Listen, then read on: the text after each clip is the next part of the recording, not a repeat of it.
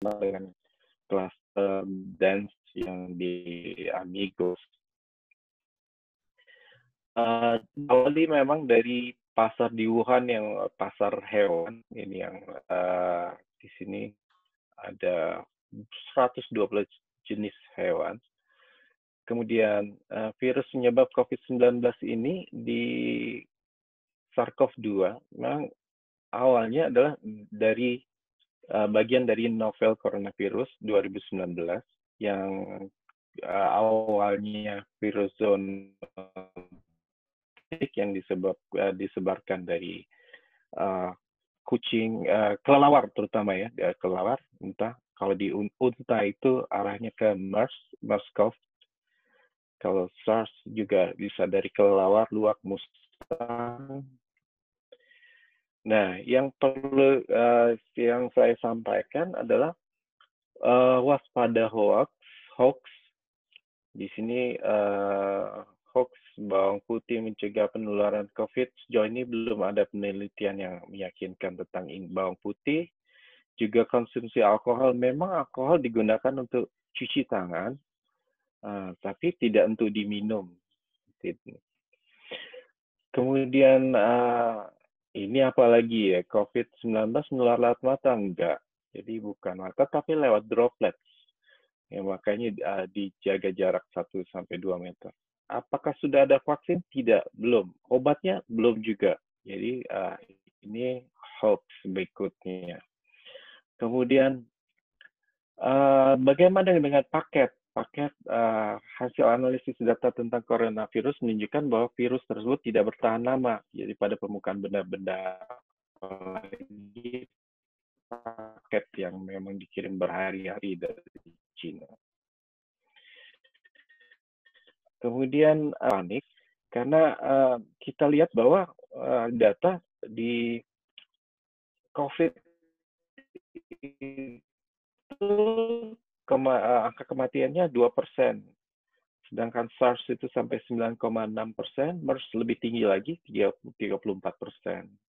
Jadi kita tetap waspada, tapi tidak perlu panik. Jadi kita harus selalu membaca dari sumber info yang valid agar tidak hoax. Ini ada sumber hotline-nya tentang emergency operation center. Di sini bisa diakses. Kemudian dari Kemenkes RI juga ada di Twitter, Facebook, Instagram, atau website WHO. Nah, kita mulai dari tanda dan gejala. Jadi dia utama adalah demam, batuk, nyeri tenggorokan, sulit bernapas, sesak napas. Bisa nyeri kepala, nyeri pegal-pegal, diare. Nah, ada yang membatasi, jadi kalau sedang dan berat itu akan muncul sesak napasnya. Jadi yang membutuhkan perawatan adalah kalau sudah muncul gejala sesak napas. Tapi demam, batuk, nyeri tenggorokan masih bisa dirawat di rumah. Diagnosis ditegakkan dari wawancara medis, anamnesis, pemeriksaan fisik, pemeriksaan penunjang. Dalam hari ini, tanda dan gejala demam, batuk, sesak, dan gejala penyerta yang lain. Kemudian riwayat perjalanan. Kalau saat ini, karena kita pandemi ya sama di mana-mana, jadi di sudah menjadi endemis saat ini.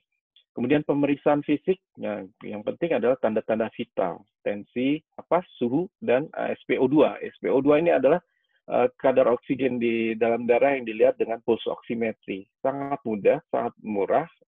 Alatnya di Indonesia harganya sekitar 300.000 kita bisa lihat. Kemudian pemeriksaan fisik biasanya sudah mulai ada rocky, suara krak gitu, dengan penggunaan stetoskop auskultasi. Pada pemeriksaan penunjang, biasanya pemeriksaan darah lab akan ditemukan yang khas adalah leukopenia dan limfopenia.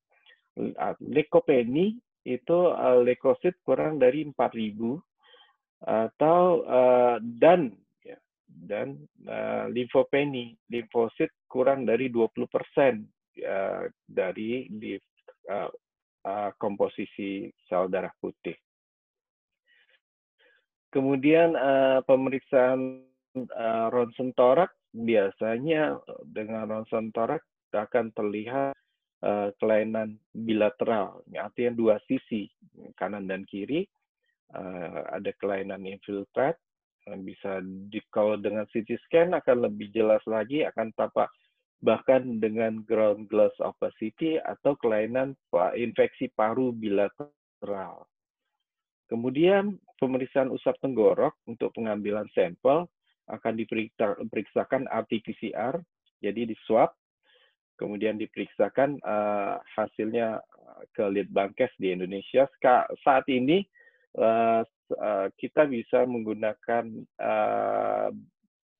alat sendiri, sudah dibantu oleh Kemenkes di persahabatan baru dapat, dan akan digunakan RT-PCR sendiri dengan GeneXpert. Kemudian ini dari Kementerian Kesehatan kita, perbedaan pasien dalam pengawasan dan orang dalam pengawasan, orang dalam pemantauan. Jadi PDP dan ODP. Jadi yang pasien dalam pengawasan yang sebelah kiri, yang ringan dulu. Orang dalam pemantauan biasanya demam riwayat demam perjalanan ke negara yang terjangkit dalam 14 hari yang ini, kemudian jam 4. Kalau PDP, pasien dalam pengawasan, yaitu demam atau riwayat demam, batuk, pilek, nyeri tenggorokan, pneumonia ringan hingga berat. Jadi sudah ada gejala sesak napas biasanya. Riwayat perjalanan ke negara yang terjangkit dalam 14 hari, kemudian demam lebih dari 38 derajat Celcius, bisa ada riwayat kontak dengan hewan penular atau kasus COVID-19. Jadi ini yang membedakan PDP dan ODP. Tapi di luar negeri hanya mengenal ketiga. Jadi suspek, kemudian probable, kemudian ketiga confirm. Tapi di Indonesia dipecah lagi ya menjadi ODP dan PDP. Yang paling penting adalah penyebaran, karena kita harus memutus rantai penyebaran ini. Dari individu terinfeksi, dari droplet, batuk, bersin, bahkan bicara, itu bisa menghasilkan droplet. Oleh karena itu kita harus menjaga jarak sekitar 1-2 meter antar individu untuk mencegah jangkauan droplet. Kemudian kontak dekat itu menyentuh jabat tangan, karena pasien bisa saja setelah batuk, kemudian kita menjabat, nah, kita pegang yang mata, hidung,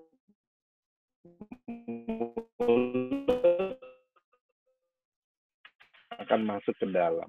Terus kemudian menyentuh mulut, hidung, mata, hidung, mulut, itu akan kita akan mendapatkan infeksi.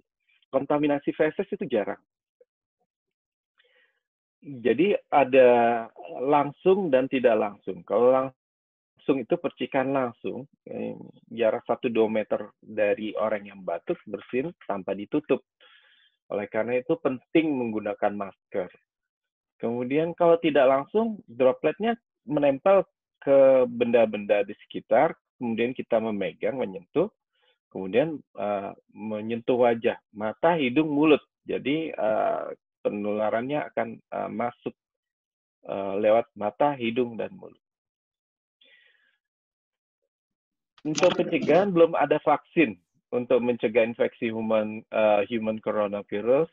Jadi transmisi dikurangi dengan mencuci tangan rutin dengan sabun atau hand sanitizer, terutama setelah batuk, bersin, atau menggunakan toilet, sebelum menyediakan bahan makanan, dan setelah kontak dengan pasien atau barang personal pasien. Kemudian menghindari menyentuh mata, hidung, mulut. Ya, dan dengan tangan sebelum cuci tangan. Gunakan masker, bisa masker bedah atau masker kain. Kemudian menghindari kontak dekat dengan orang yang sakit dan barang personal yang dan gunakan masker. Pencegahan berikutnya, terapkan etika batuk dan bersin, tutup dengan tisu atau siku tangan, ini, kemudian buang tisu tepat sampai yang tertutup. Kemudian lakukan produksi hewan sampai matang, jadi kemudian diet sehat, exercise cukup, tidur cukup. Jika sakit ringan, minum cukup, tinggal di rumah dan istirahat. Jika tidak membaik atau khawatir dengan gejala, segera ke fasilitas layanan kesehatan. Cuci tangan cara ampuh mencegah transmisi COVID-19. Ini yang paling nomor satu. Tidak hanya sebenarnya seperti diare, flu, dan benar, ada di WHO merekomendasikan 6 langkah cuci tangan dengan durasi 20-30 detik dengan hand scrub atau hand sanitizer. Kalau dengan air dan sabun, maka dikalikan 2 kali lipat, karena sabunnya dulu selesai semua 6 langkah, kemudian baru dengan air kita lakukan yang sama 6 langkah. Jadi 40-60 detik. Jadi pilihannya kalau hand sanitizer jika tangan tidak terlihat kotor, tapi dengan sabun dan air kalau kotor bernoda. Kapan kita sebaiknya mencuci tangan? Di sini tampak intinya ya, setelah kontak dengan sesuatu cuci tangan, ya. Setelah membuang sebelum dan sudah menjaga orang sakit, sebelum dan sudah merawat luka, sebelum, selama, dan setelah mengolah makanan, sebelum makan, setelah menyentuh sampah, setelah menggunakan toilet, setelah menyentuh binatang, makanan binatang, atau kotoran binatang, atau setelah mengganti popok atau membersihkan anak yang selesai dari toilet. 6 langkah cuci tangan itu, pertama, ratakan dulu, baru punggung tangan saat ya, punggung tangan, kemudian telapak tangan di sini, cautan kedua tangan, kemudian baru jari jempol 3 kali, ibu jari, kemudian terakhir ditutup dengan ujung jari. Itu 6 langkah. Kemudian kalau menggunakan sabun, berarti 6 langkah dengan sabun selesai, kemudian 6 langkah dengan airnya selesai. Jadi apa sih hitungannya 2 kali lipatnya, 40-60 detik. Ini yang bagi pasien atau bagi kita ketika batuk, ya pakai tisu, buang, atau kalau nggak ada, tutup dengan siku. Itu. Dan gunakan masker. Nah, ini masker. Kapan menggunakan masker? Orang sehat jika merasa seorang dengan suspek infeksi COVID-19, jika memiliki gejala batuk atau bersin, sakit, masker efektif hanya jika dikombinasi dengan hand hygiene, mengetahui cara penggunaan dan pembuangannya dengan siapa yang perlu menggunakan masker tadi sudah caranya kita pesan yang sebelah luar biasanya itu di atas untuk kita pencet untuk menyesuaikan, kemudian baru. Nah, kalau melepas itu tidak boleh setelah makan, tidak boleh makan dan injeksi dari masker kain kita bisa cuci kembali.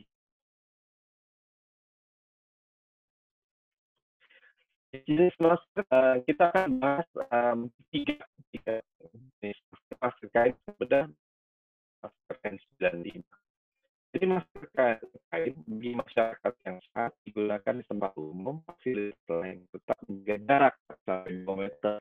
Kalau terlalu dekat pun bisa tembus. Bagi tenaga medis tidak dianjurkan karena 40 sampai 90% partikel dapat menembus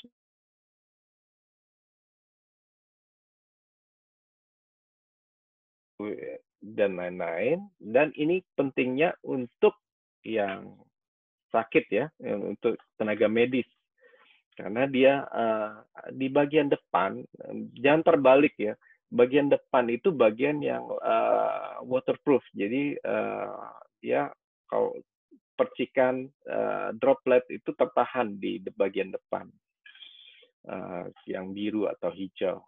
Nah, N95 tentu saja yang paling bagus karena dia bisa menahan 90% partikel ukuran 0,3 mikron. Jadi saat ini yang digunakan di APD alat pelindung diri level 3 ini adalah N95. Kalau respirator ada juga hampir 100% bisa menahan, cuma lebih repot menggunakannya. Pengobatan khusus anti coronavirus belum ada. Dilaporkan pemakaian obat antivirus remdesivir saat ini sedang dicobakan. Ada laporan bahwa ini bermanfaat. Ada institusi yang memberikan obat antivirus influenza. Kami di sini di Indonesia menggunakan oseltamivir.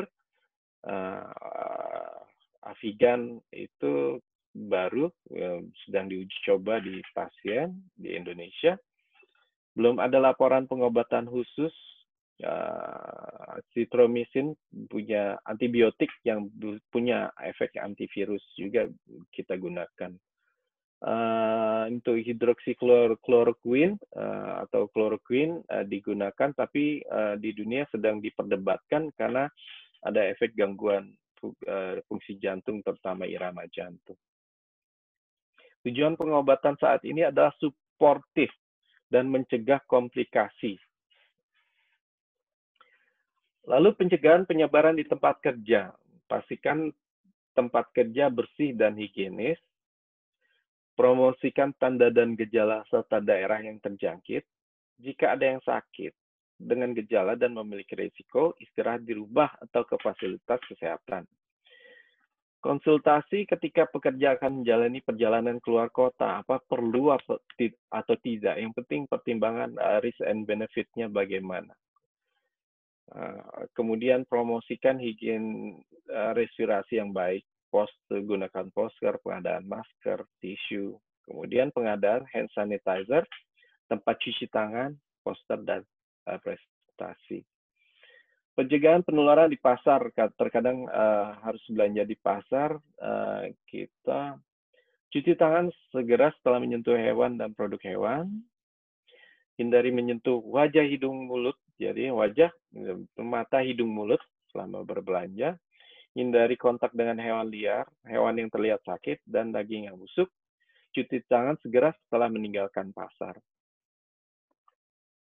Lalu bagaimana dengan di kendaraan umum? Bila terpaksa naik kendaraan umum, harusnya dicegah, tapi kalau terpaksa, hindari penggunaan ponsel, telepon, genggam, cuci tangan setelah meninggalkan kendaraan umum, batasi memegang pegangan, kalau terpaksa apa boleh buat.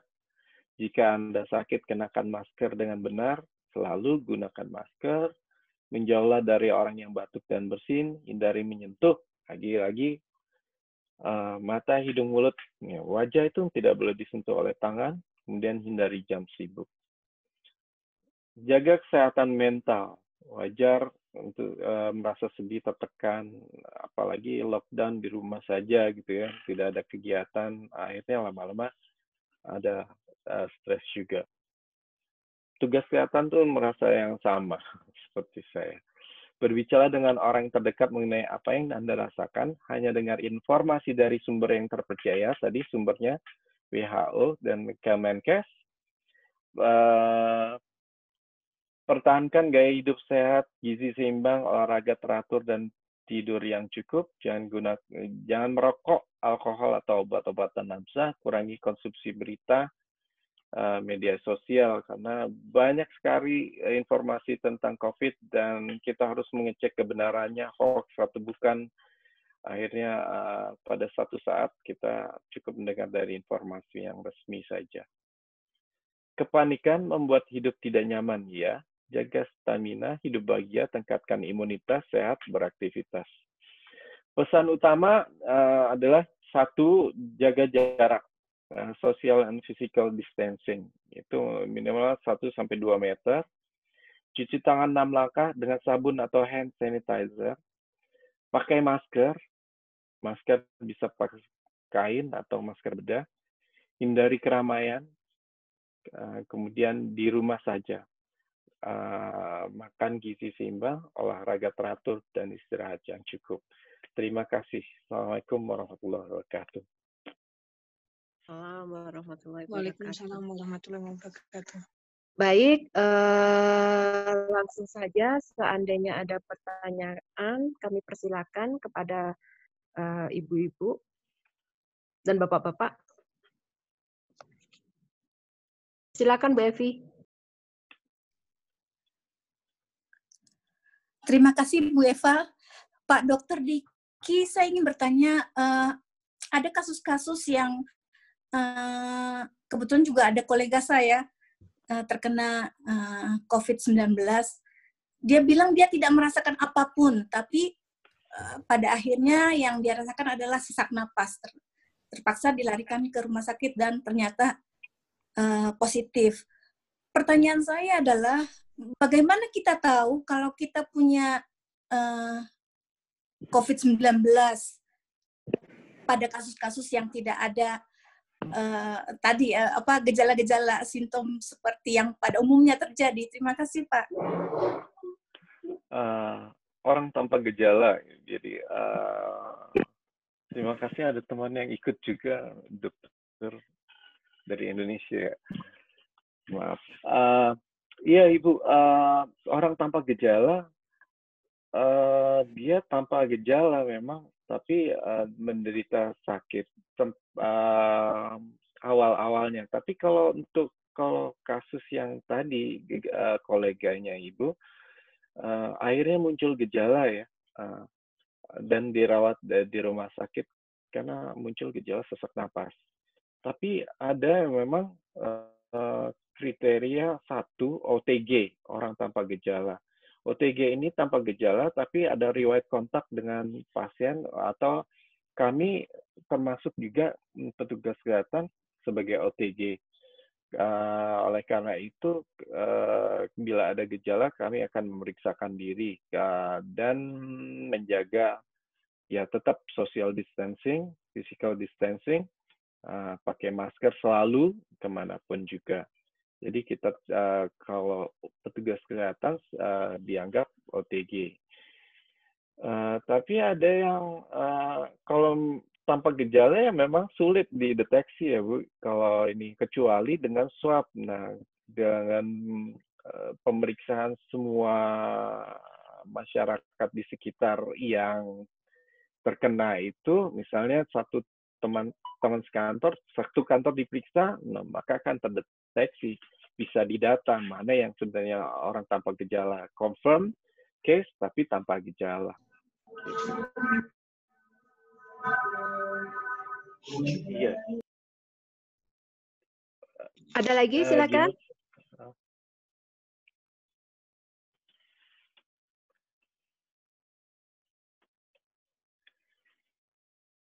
Silakan Bapak Ibu kalau misalkan ada pertanyaan. Saya Bu mau bertanya, saya Adel, dokter. Pak Dokter. Iya. Salam kenal, saya Adel. Saya di Mexico City, tapi aslinya dari Jawa Timur. Karena tadi seperti di awal dokter menjelaskan kalau Jawa Timur ini sudah mulai menjadi epicentrum ya, karena tingkat keparahannya sudah sangat meningkat. Nah, kemudian saya pernah dengar nih dok, kalau di Indonesia itu kan lebih spesifik ya, ada namanya OTG, ada namanya yang lain-lain. Kan kalau kita di luar negeri kan Kalau kita berkenan bisa tes. Kalau tes, kalau ketahuan positif ya positif, kalau tanpa gejala ya di rumah, seperti itu kan. Tidak seperti di Indonesia yang sangat spesifik, detail sekali. Nah, pertanyaan saya dokter, ini karena di Indonesia ini sangat detail dari Dinas Kesehatan dan Puskesmas ya dalam hal ini kalau di daerah-daerah, emang benar ya dok kalau tidak diizinkan secara mandiri swab? Karena saya pernah dengar masyarakat di daerah perumahan saya tidak diizinkan swab secara mandiri karena kalau memang sudah sekalinya ditangani oleh Dinas Kesehatan, akan selalu ditangani oleh Dinas Kesehatan, Dok. Jadi harus 2 kali dulu rapid, kalau sudah selesai rapid baru swab. Swab pertama selesai 10 hari kemudian swab kedua. Kedua seperti itu, Dok. Boleh dikonfirmasi karena saya sebenarnya juga nggak terlalu jelas gitu dengan prosedur di Indonesia yang faktanya akhirnya terlalu prosedural, Dok, kalau menurut saya. Begitu, Dok. Terima kasih. Itu pertanyaan pertama saya. Kemudian pertanyaan kedua, karena kita ya dalam hal ada yang keluarga atau siapapun yang positif, akhirnya kan mental kita atau psikis kita kan juga agak jadi terpengaruh ya. Akhirnya kalau ada kata orang, kata ini, kita ikuti gitu atau apapun saran gitu kita masukkan. Apakah betul dokter kalau ada orang yang terkena positif corona tanpa gejala, tanpa ada perubahan fisik atau tidak menunjukkan sakit apapun, apakah betul diharuskan meminum paracetamol? Karena saya sebagai orang umum saya tidak tahu dan saya mohon konfirmasinya. Terima kasih, dokter. Iya, terima kasih. 2 ya pertanyaannya. Yang pertama, prosedur apakah boleh pemeriksaan swab mandiri? Kalau di Jakarta sih tidak ada masalah. Mungkin Jawa Timur nanti saya minta bantuan Dokter Trimaharani. Itu sepertinya lagi sarapan pagi. Iya, nanti saya minta bantuan karena memang teman saya ini yang aktivis COVID di Jawa Timur nanti. Kalau di Jakarta sih nggak ada masalah. Kalau bisa bayar sendiri, bayar. Itu kena ini udah lepas 1. Iya. Kemudian yang kedua, untuk yang OTG kalau OTG maksudnya tanpa gejala berarti nggak perlu minum obat ya. Kalau ini nggak perlu minum paracetamol itu kan penurun panas. Kalau ada demam, kalau nggak ada gejala tidak perlu minum obat. Kalau orang dengan walaupun sudah dikonfirm atau konfirmasi positif COVID, ya dia nggak perlu minum obat. Itu 2 pertanyaan tadi. Nanti bisa minta bantuan Dokter Trimaharani untuk suasana Jatim ya bantuannya, Dok. Silakan dokter. Mikrofonnya belum. Mikrofonnya, Dok.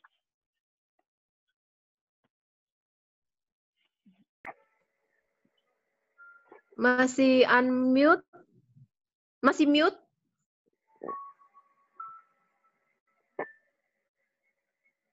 Di sudut kiri mungkin, Dok. Masih mute itu. Di sudut kirinya, Dok. Iya. Ada di bawah, di unmute dulu.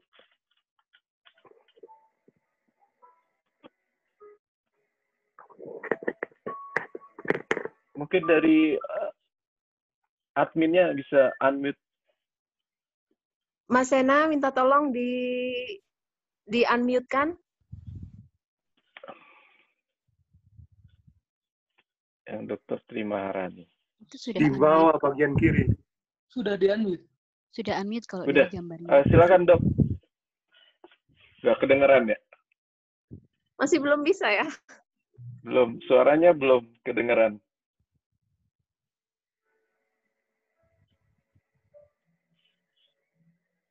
Mungkin dari pihak ibunya itu belum di setting pertama waktu join kayak harus setting pertama waktu join ya. Ya, ya nggak apa-apa. Coba dimatikan saja dulu, dokter. Matikan, kemudian join kembali.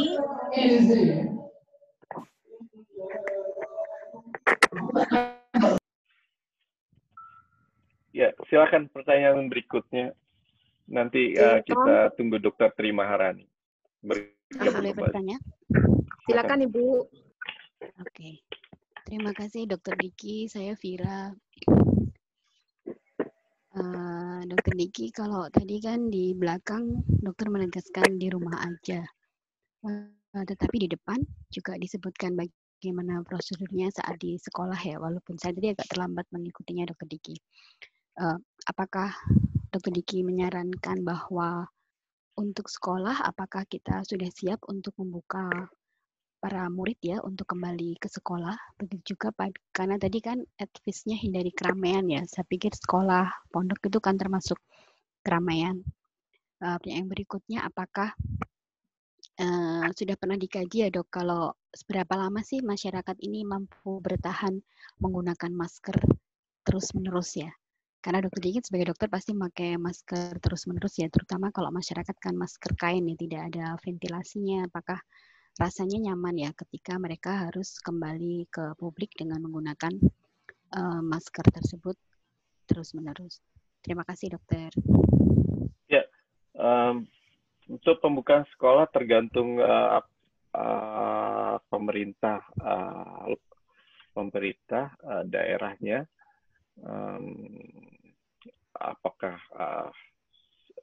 saat ini si Indonesia dari Mendikbudnya akan membuka, tapi saya belum tahu pasti karena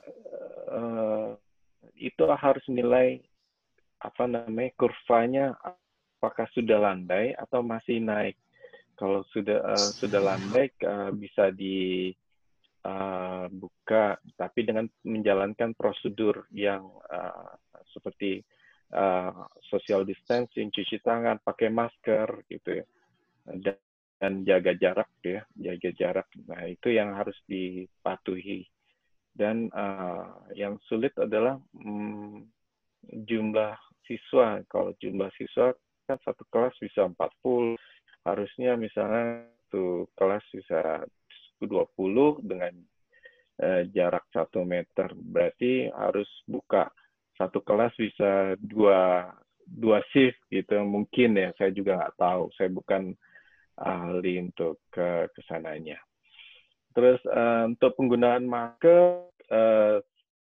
masker bedah itu lebih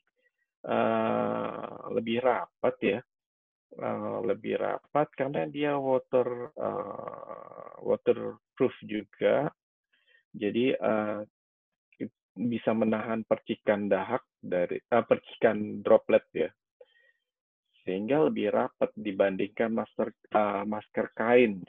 Masker kain itu pori-porinya pasti lebih besar dibandingkan masker bedah. Jadi untuk yang tidak biasa memang akan sulit sekali, akan merasakan sesak ya, penggunaannya. Tapi itu wajib dipakai di saat ini, di tempat keramaian, apalagi di sekolah. Nah, pokoknya masuk ke keramaian pasar atau ke mall gitu ya, walaupun saat ini di Indonesia baru akan mau dibuka, itu tetap harus menggunakan masker, dan memang masker bedah lebih aman. Menurut pengalaman saya selama di rumah sakit, ya dari pagi sampai jam 4 sore kita menggunakan masker bedah yang sama gitu. Kemudian pulang kita buang, terus besok di jalan dengan masker yang lain gitu. Jadi sepanjang hari outdoor kami menggunakan masker. Apalagi kalau berhadapan dengan pasien COVID langsung, itu maskernya masker N95 akan lebih rapat lagi pori-porinya. Tapi masker N95 itu hanya bisa dipakai 4 jam ya, karena setelah 4 jam akan hipoksia karena terlalu rapat dan kondisinya tidak memungkinkan. untuk pemakaian hari-hari. Masker bedah aman untuk medis, dan masker kain aman untuk yang sehat dengan menjaga jarak dan tetap cuci tangan. Itu. Baik, ada lagi Bapak Ibu yang ingin bertanya? Ya, izinkan saya untuk bertanya, Pak Dokter. Ya. Silakan. Oke, seperti yang disebutkan tadi, untuk mengenali orang yang tidak atau yang tanpa gejala ini, apakah setelah kita mengalami, karena kalau tidak melakukan tes di laboratorium, kita juga tidak tahu kan kita sudah tertular atau belum, gitu Pak. Dan apakah yang pertanyaannya adalah, apakah orang yang tanpa gejala tersebut, kalau kita misalkan tertular, apakah bisa sembuh dengan sendirinya, atau dalam jangka waktu tertentu kita akan mengalami gagal pernapasan dan akhirnya tidak bisa tertolong lagi. Mungkin hanya itu pertanyaannya, dan terima kasih atas penjelasannya. Ya, terima kasih. Orang yang tanpa gejala tapi confirm ya, confirm itu artinya swabnya positif. Tanpa gejala tentu saja tanpa kelainan paru, dia positif dari swabnya tanpa kelainan paru. Harusnya sih tidak ada gejala sisa. Tapi kalau confirm COVID-19 dengan gejala, dengan pneumonia, menginfeksi paru, tentu saja akan ada gejala sisa. Nah, gejala sisa itu akan menurunkan fungsi paru untuk berikutnya. Gitu. Jadi, kalau belum timbul pneumonia, walaupun udah confirm positif, ya insya Allah aman. Jadi, yang bermasalah adalah bila dengan gejala dan terkena pneumonia akan ada gejala sisa. Mungkin akan ada gejala sisa berupa fibrosis atau pembentukan jaringan ikat di parunya, gitu. Dan itu akan bermasalah di kemudian hari. Itu Pak Hartono tadi. Oke, terima kasih Pak. Silakan kalau ada lagi pertanyaan. Bu. Siap, silakan Pak. Halo Pak Dr. Diki, salam kenal. Yeah. Saya ingin bertanya, ini menurut pendapat Pak Dokter saja sebagai dokter, apakah virus ini akan segera ditemukan obatnya, ataukah kita akan harus berdamai dengan virus ini dengan hidup dengan tatanan normal baru itu? Karena kalau kita lihat, kalau tadi saya dengar presentasi dari Pak Dokter, itu obatnya belum ada. Dan saya pikir juga di Wuhan sendiri yang sudah membuka diri, itu virusnya masih tetap ada. Jadi, apakah, ya seperti tadi pertanyaan saya, apakah kita harus berdamai, bukan berdamai, apakah kita harus hidup dengan virus ini, ataukah suatu saat virus ini akan bisa dibasmi? Demikian Pak Dokter. Ya, pertanyaan yang sulit dijawab. Karena memang sampai saat ini belum ada obatnya dan belum ada vaksinnya. Ada obat-obat yang digunakan untuk digunakan pada pasien COVID seperti remdesivir masih sudah digunakan. Kalau berdamai dengan COVID memang sedang digembar-gemborkan, karena mungkin seperti coronavirus yang sebelumnya, dengan daya tahan tubuh yang baik kita akan hidup berdampingan dengan COVID-19, tapi dengan cara yang berbeda. Mungkin kita akan selalu cuci tangan, akan selalu menggunakan masker untuk menjaga jarak. Terus itu juga untuk menghindari penularan untuk pada orang-orang yang berisiko tinggi. Kalau kita menjadi OTG orang tanpa gejala tapi menularkan gitu ya. Itu kan berbahaya untuk orang tua kita, kakek di rumah. Jadi ya tetap harus mungkin menggunakan tatanan hidup barunya itu ya kita selalu cuci tangan, jaga jarak, dan menggunakan masker. Saya nggak tahu nih trennya kemana. Saat ini Jakarta dan sekitarnya sedang turun, tapi Jawa Timur sepertinya sedang naik ya. Tadi Bu Tri Maharani nanti informasinya. Itu. Ya mungkin Dokter Tri Maharani sudah di unmute. Mungkin bisa dicoba. Masih belum bisa, Dokter? Dokter Maha, bisa dicoba mikrofonnya, Dok. Tes dulu. Masih belum. Oh, nggak bisa tes Maaf speaker ya, Dok. Lanjut lagi. Tes speaker dulu nanti. Ya. Oke. Silakan Bu Eva. Selamat sore, Dokter. Saya boleh tanya, Bu Eva? Silakan Bu. Ya. Selamat pagi, Dokter. Pertanyaan saya adalah seberapa jauh hubungan antara COVID ini dengan seseorang yang mempunyai asma? Karena asma itu kan berkaitan dengan paru-paru. Jadi maksud saya seberapa bahayanya atau seberapa hal itu perlu dikhawatirkan untuk bagi penderita asma. Terima kasih, Dokter. Iya, terima kasih Ibu.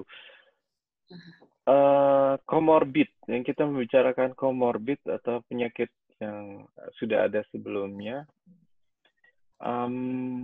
memang komorbid yang satu usia yang faktor risiko yang tertinggi usia, kedua mungkin DM kencing manis, tiga hipertensi, ada jantung, kelainan jantung, hati, semua gagal organ, paru, adakah kelainan paru sebelumnya termasuk asma, bisa juga diperburuk oleh COVID-19.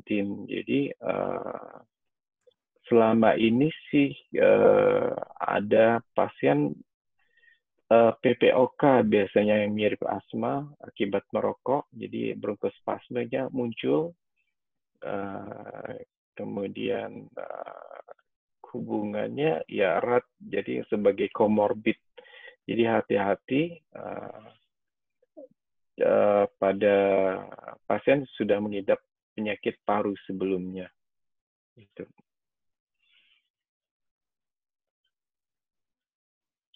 Terima kasih, Dokter. Baik, tadi kayaknya Dokter Maha mungkin sudah. Dokter Tri Maharani, silakan. Ya, sudah dengar kira-kira? Oh iya, sip. Sudah. Iya, terima kasih. Selamat pagi, Pak Diki. Pak Diki ini guru saya dan sahabat saya, loh, Pak. Untuk kondisi Jawa Timur memang agak menyedihkan nih sekarang. Kami jadi epicentrum baru di Indonesia setelah Jakarta. Jakarta sudah hebat, sudah bisa mengatasi. Dan ini penyebabnya satu, karena Jawa Timur ini adalah tempat di mana banyak pekerja-pekerja dari luar daerah pulang. Yang saya lihat sendiri di daerah saya bekerja di Kediri, ini TKI, TKW dari Hong Kong, Malaysia, Taiwan, pada pulang semuanya.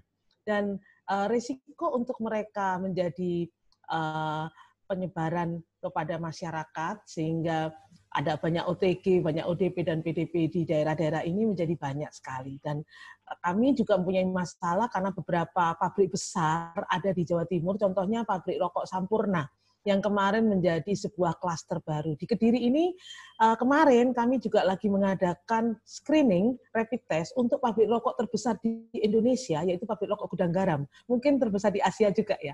Jadi kalau mereka ada yang positif ya kami harus bekerja keras lagi karena orangnya ada 40.000 pegawai di sana. Kemudian memang prosedur pemeriksaannya, mungkin karena tidak semua rumah sakit itu bisa melakukan pemeriksaan TCM yang pakai gen expert tadi. Kalau di Kediri cuma satu, di kota-kota lain ya biasanya juga cuma satu rumah sakit rujukan, sehingga memang pemeriksaannya lama. Bahkan sebelum ada gen expert itu, kalau kami harus ke TDC UNER, itu bisa 10 sampai 14 hari menunggu hasil swab. Tapi kalau rapidnya memang sudah ada. Bahkan kalau di Kediri ini, rapid itu digunakan untuk menjaring banyak sekali penderita baru, misalnya pada malam hari ketika banyak kafe buka atau restoran buka atau orang-orang ke pasar, maka pihak kepolisian dan PSC serta Dinas Kesehatan tuh melakukan sebuah rapid secara acak kepada masyarakat. Juga di desa-desa, kalau misalnya mereka ada klaster baru, seperti tadi klaster pabrik rokok tadi, kemudian klaster-klaster yang lain, mereka akan segera melakukan tracing dengan rapid test. Tapi memang kalau yang swab kami susah. Dibandingkan dengan kondisi Jakarta yang tadi Dr. Diki ceritakan, yang tidak ada kendala, kami masih banyak kendala memang. Memang benar tadi teman dari Mexico City yang mengatakan bahwa memang ada banyak prosedur. Iya, kami sendiri juga mengalami untuk melakukan swab, harus ada pemeriksaan rapid test, harus ada foto torak dulu, harus diperiksa di rumah sakit, kemudian harus disetujui untuk pemeriksaan lanjutan yaitu swab. Itu yang saya alami di sini. Jadi memang masih susah untuk meminta swab secara mandiri. Tetapi kalau yang rapid test sudah bisa secara mandiri. Misalnya minta ke puskesmas, minta ke rumah sakit, ataupun ke tempat-tempat yang lain, misalnya laboratorium. Jadi ya saya sih berharap dengan banyaknya bantuan dari BNPB berupa mobil PCR pakai gen expert tadi, maka kami semua ini bisa terjangkau. Jawa Timur mempunyai bantuan BNPB 2 yang diberikan ke Rumah Sakit Tulungagung dan Rumah Sakit Lamongan. Jadi saya harap dengan semakin banyaknya screening berupa deteksi kepada masyarakat awam, kita akan segera menemukan pasien-pasien dengan rapid test ataupun dengan swab ini yang positif lebih cepat lagi, sehingga kita bisa menyelesaikan masalah ini. Ya, tapi memang membutuhkan kerja keras nih dari kami semuanya. Itu Dr. Diki. Terima kasih. Bu Eva, silakan. Silakan kalau misalkan masih ada pertanyaan lagi. Bu Eva ingin berterima kasih kepada Dr. Diki sama Dr. Maha. Dr. Maha, saya Adel, Bu, walaupun di Mexico City, saya aslinya Mojokerto, Bu.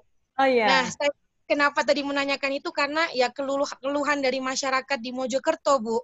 Nah, pertanyaan saya, karena ternyata memang di Jawa Timur masih agak susah kendala untuk swab, tapi ada beberapa keluarga yang setelah rapid, yang mungkin di Meksiko nggak ada ya, jarang lah, kalau di Meksiko lebih sering langsung swab, dokter. Yeah. Nah, setelah hasil rapid, dinyatakan reaktif. Nah, kan kalau kita di Meksiko masih membayangkan reaktif ini apa gitu, saya juga kalau dapat penjelasan dari puskesmasnya, reaktif ini katanya imunnya rendah, sehingga harus stay di rumah, isolasi diri. Setelah rapid, hasilnya reaktif, dan kemudian di swab, hasilnya negatif, apa yang harus dilakukan oleh masyarakat, dokter? Apakah sudah boleh beraktivitas normal, atau bagaimana? Terima kasih. Terima kasih, Mbak Adel. Jadi rapid itu kan sebetulnya adalah deteksi antibodi. Ketika kita sudah terpapar oleh virus corona, baik itu yang COVID-19 atau corona yang lain, maka antibodi tubuh kita akan terbentuk. Jadi, belum tentu dia disebabkan oleh COVID-19, makanya diperlukan swab, karena kalau swab itu kan kita bisa mengetahui RNA daripada si virusnya. Meskipun kita tetap tidak tahu virus itu mati atau hidup ya, tapi bisa mengetahui RNA dari virus COVID-19-nya. Sehingga makanya dia disebut diagnose yang gold standard atau diagnose pastinya. Jadi kalau alurnya di Jawa Timur, ketika rapid itu positif, tetapi swab-nya negatif, maka diulang swab itu. Diulangnya 1 minggu. Saya tidak tahu, mungkin nanti kalau Dr. Diki, kalau di Jakarta diulangnya berapa lama ya, Dok? Nanti mungkin bisa memberitahukan. Kalau di Jawa Timur 1 minggu. Sehingga isolasinya itu tetap 14 hari dan dia diulang lagi.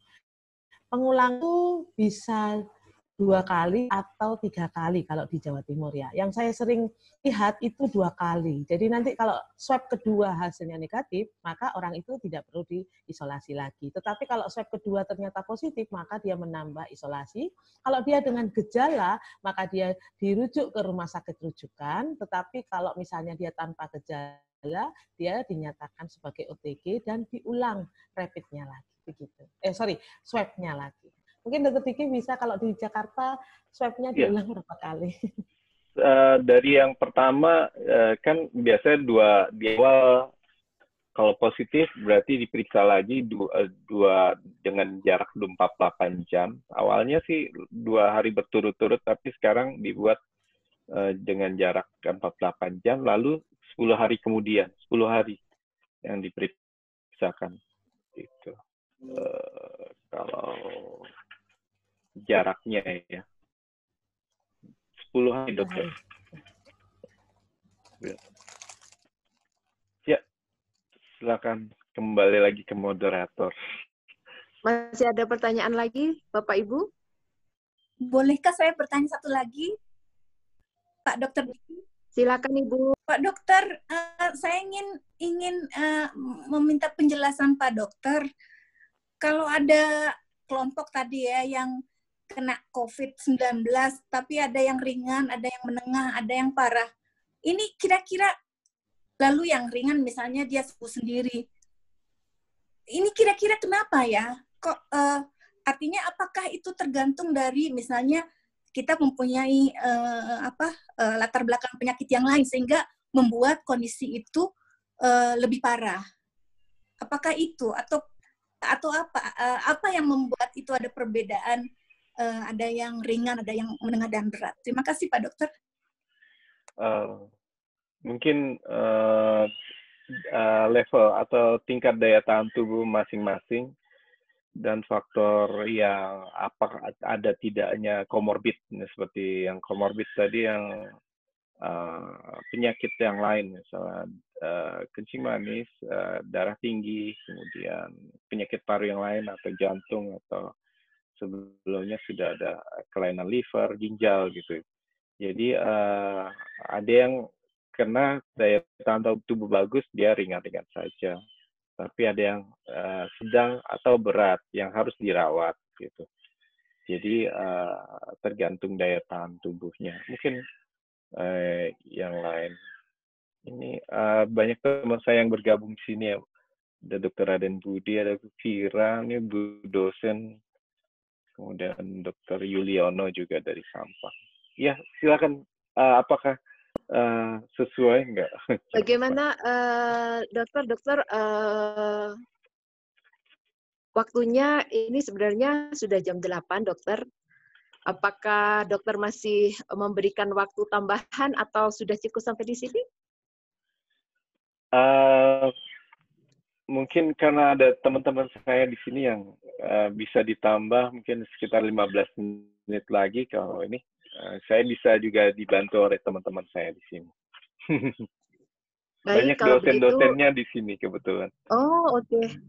Oke, baik. Kalau begitu silakan. Kalau Bapak Ibu masih mau bertanya, kita masih ada waktu 15 menit lagi.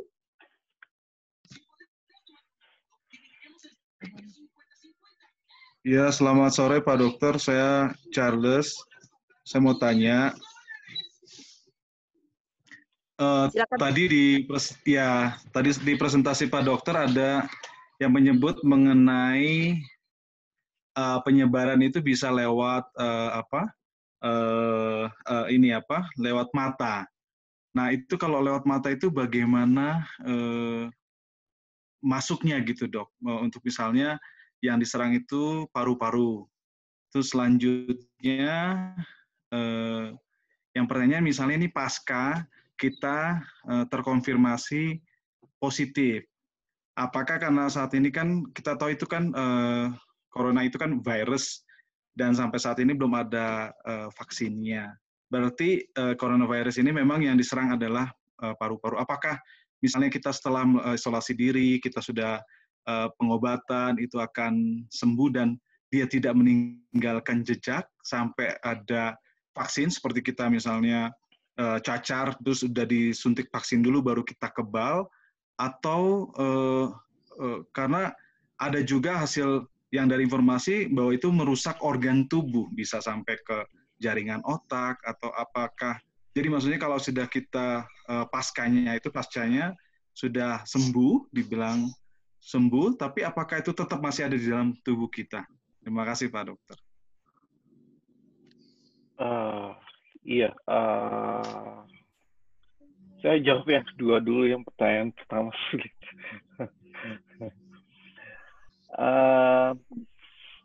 Jadi tergantung kalau sampai derajat sedang sampai berat, sampai timbul pneumonia, infeksi di paru, maka dia akan menyebabkan gejala sisa berupa fibrosis walaupun sembuh, dia akan menimbulkan jaringan ikat. Itu yang menyebabkan penurunan fungsi paru untuk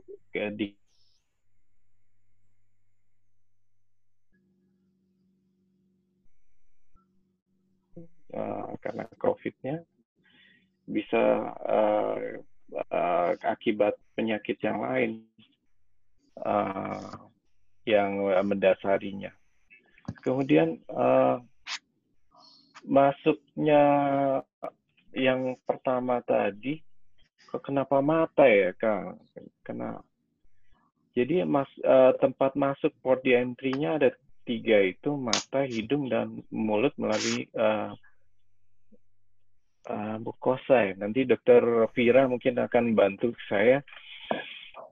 Masuknya virus ke sel host diperantari oleh protein S yang ada di permukaan virusnya, kemudian protein S-nya berikatan dengan reseptor di sel host, yaitu enzim ACE2, angiotensin converting enzim 2, kemudian mulai sequence dari reseptor binding domain, termasuk kemudian setelah berhasil masuk, selanjutnya translasi replikasi gen, kemudian membentuk replikasi virus dan perbanyak diri. Gitu. Kalau ininya dari patogenesisnya ya, itu nanti akan diperjelas. Saya minta bantuan Dokter Vira, mungkin Dok masih ada di sini. Silakan Dokter Vira. Iya, masih Pak Diki. Sebenarnya penjelasan Dokter Diki tadi sudah betul. Jadi mungkin agak sulit kita pahami kok dari mata bisa sampai ke hati gitu ya. Maksudnya dari mata kok bisa sampai ke paru, itu yang mungkin di jalurnya lewat mana itu kalau dalam pandangan awam. Tapi dijelaskan sudah lewat mukosa. Mukosa itu artinya jaringan kita kalau di mata itu termasuk ada jaringan mukosanya, Pak. Tapi kalau virus itu dia harus ketemu sama penangkap di dalam tubuh kita. Jadi kalau ada virus karena dia bersifat material genetik, maka harus ada penangkap yang itu sebagai reseptornya tadi. Dari mukosa akan masuk ke nyantol kayak kunci sama gembok gitu Pak ya. Nah, setiap virus itu punya sifat kecocokan tertentu. Jadi dia nggak ada gemboknya itu nggak ada di yang membuka kuncinya, tidak ada di semua jaringan. Nah, untuk yang coronavirus ini tadi Dokter Diki sudah menjelaskan beberapa ditemukan di paru ya Dokter ya. Yeah. Kemudian ada yang di jantung juga ada yang di saluran pencernaan. Ya, jadi dalam jalur mukosa tadi material genetik ini kalau sudah ketemu kuncinya yang cocok, dia akan nempel di organ yang sesuai dengan kuncinya tadi. Itu kalau penjelasan sederhananya. Jadi tidak mungkin bayangannya kan kok bisa masuk ke pernafasan padahal mata gitu ya. Jadi jalurnya memang tidak seperti kita menghirup terus masuk ke paru itu saja. Jadi dia bisa melalui jalur lain asal di tubuh kita ada reseptor yang cocok tadi Pak. Jadi ada kuncinya ya, karena virus ini material genetik ya, nggak seperti cairan lalu masuk ke paru-paru begitu, nggak perjalanannya ya. Mungkin agak sulit dibayangkan aja ya konsepnya. Begitu Dokter. Terima kasih Dok. Kita masih ada waktu, silakan kalau ada pertanyaan yang lain.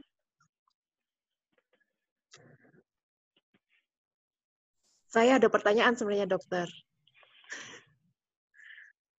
Jadi katanya kan virus ini kan mutasi ya, dokter ya. Jadi antara virus yang ada di Asia, Eropa, dan Amerika jenisnya beda-beda. Itu apakah betul, dokter? Dan dengan kondisi seperti itu berarti apa ya, penemuan obatnya juga makin lama dong ya dokter, karena beda-beda begitu ya. Ini bayangan saya. Bagaimana itu, dokter? Iya, pertanyaan susah lagi. Iya, memang virus corona terutama dia bisa berubah, beradaptasi, bermutasi. Dengan kita lihat bahwa COVID-19 juga merupakan perubahan dari COVID yang coronavirus yang sebelumnya. Makanya dikatakan COVID-19 menjadi spesifik untuk yang Wuhan COVID-19 ya. Jadi yang gitu. Jadi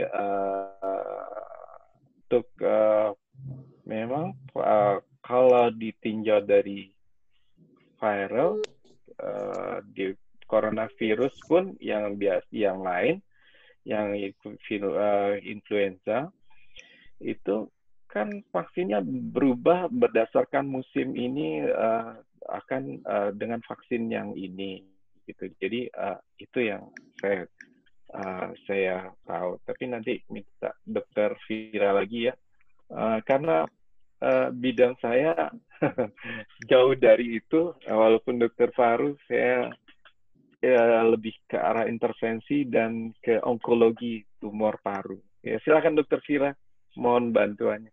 Mungkin Dokter Fajar bisa juga ya. Dokter Fajar atau Dokter Vira, silakan.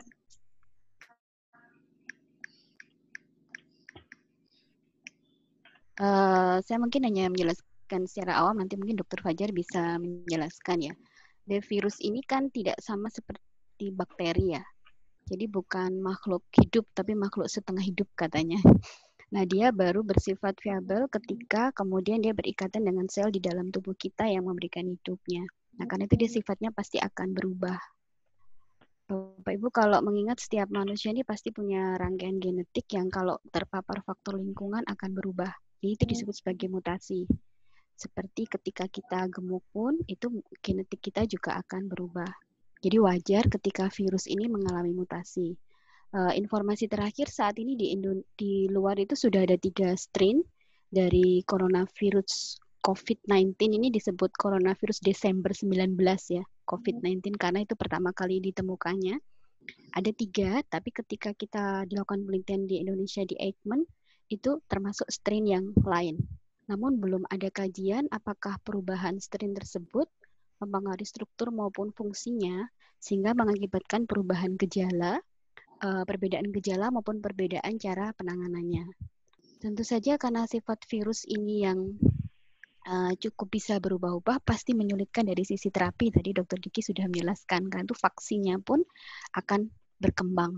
Sehingga untuk Indonesia memang lebih baik kalau kita mengembangkan vaksin dari strain lokal virus di Indonesia dan juga dengan antiviralnya. Kalau teman-teman perhatikan kan berkembang Pak ya vaksin-vaksin yang ada di Indonesia ya untuk hemovirus influenza dan lain sebagainya.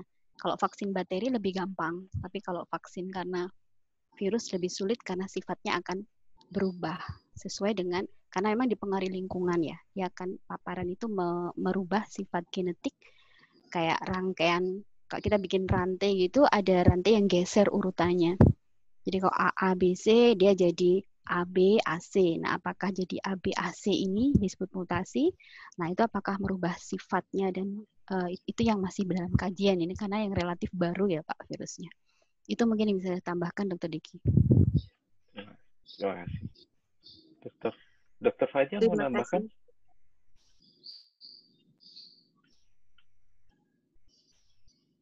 Silakan Dr. Fajar.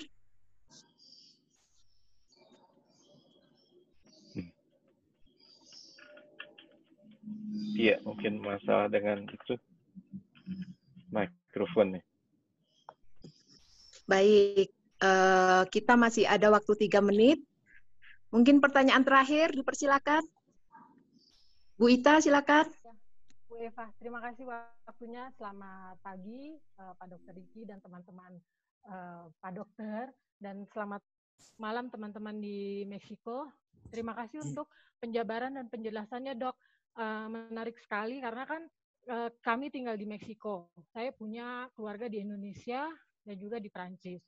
Nah, menyikapi pandemi ini yang kurang lebih udah dari 3 bulan ya, kurang lebih, itu tuh kadang-kadang dari yang merasa lebay sampai ya udah sih mau diapain lagi, kita hidup aja dengan si virus tuh yang dengan namanya new normal. Tapi kalau saya sendiri kadang-kadang, mama jangan keluar, jangan terima tamu gitu kan. Keluarga saya dari Jawa Timur, dari Kediri, dan nenek saya dari Jogja. Jadi yang namanya tradisi terima tamu itu masih juga berlangsung. Sedangkan saya di rumah protokolnya itu ketat banget, Dok. Maksudnya saya terima barang maupun barang belanjaan atau barang apapun, kalau nggak pakai masker kain, masker yang ini, saya pakai face shield dan sarung tangan. Dan itu saya dibilang lebay banget.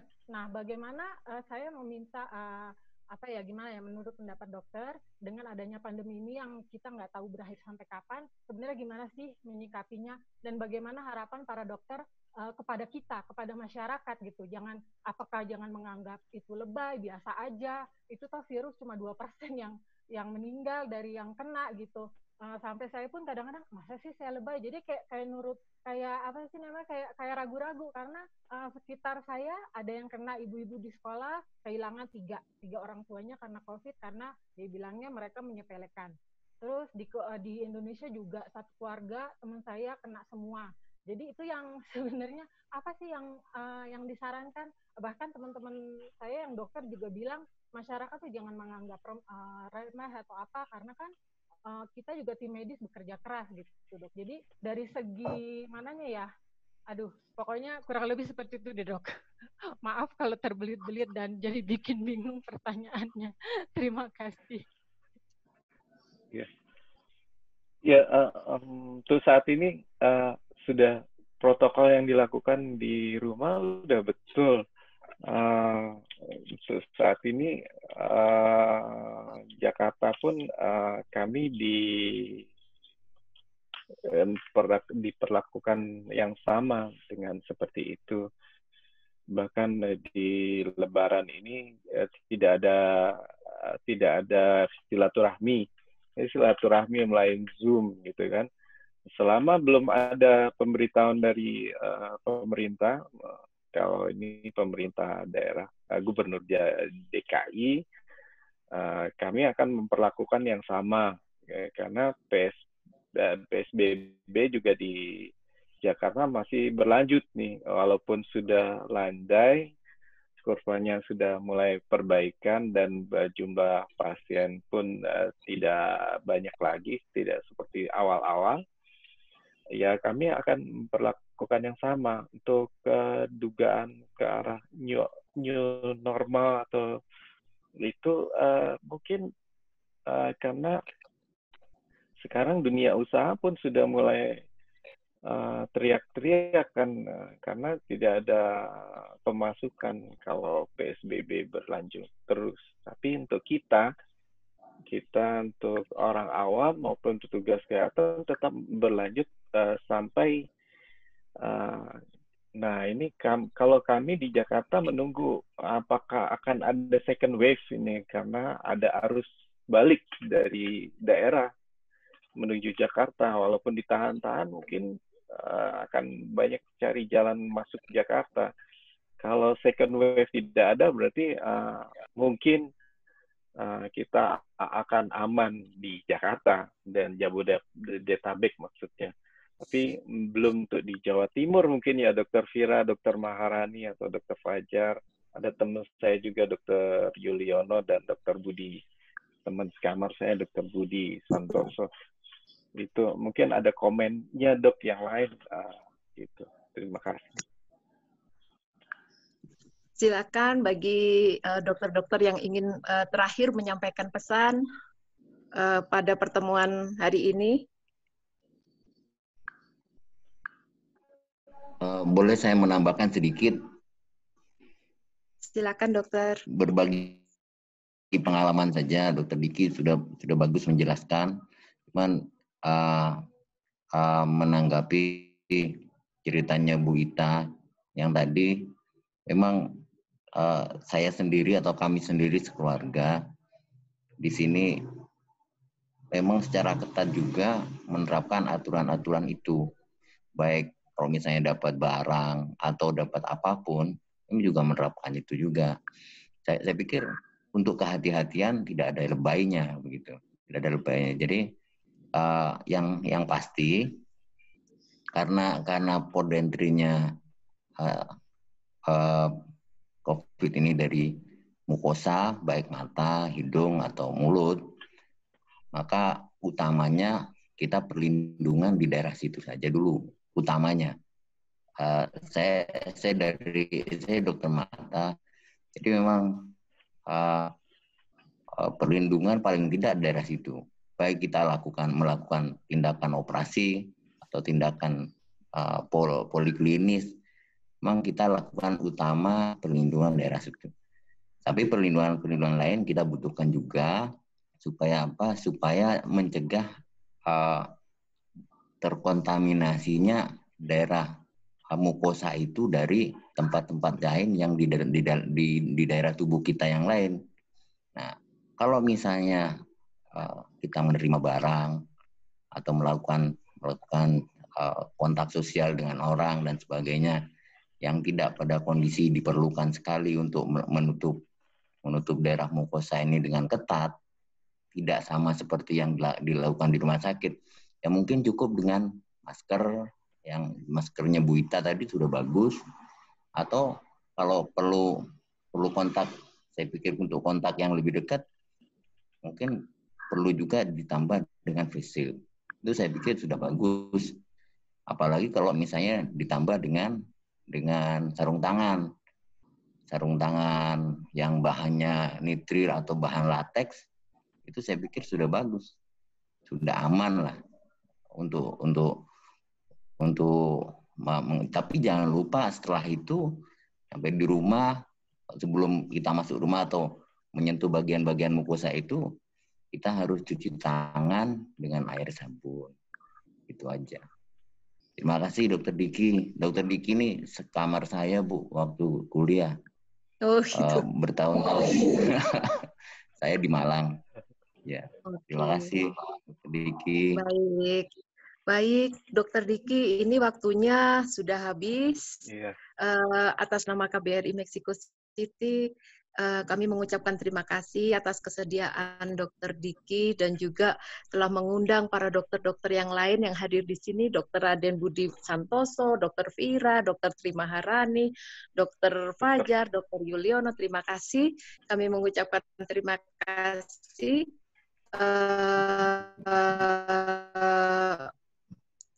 Selamat bertugas hari ini. Mau berpraktek ya dokter? Iya. Praktek hari ini. Terima kasih banyak. Waalaikumsalam. Terima kasih juga kami ucapkan. Sampai ketemu semuanya. Semua dokter. Terima kasih masih. Terima kasih juga kepada Bapak dan Ibu yang ikut dalam pertemuan ini. Sama-sama.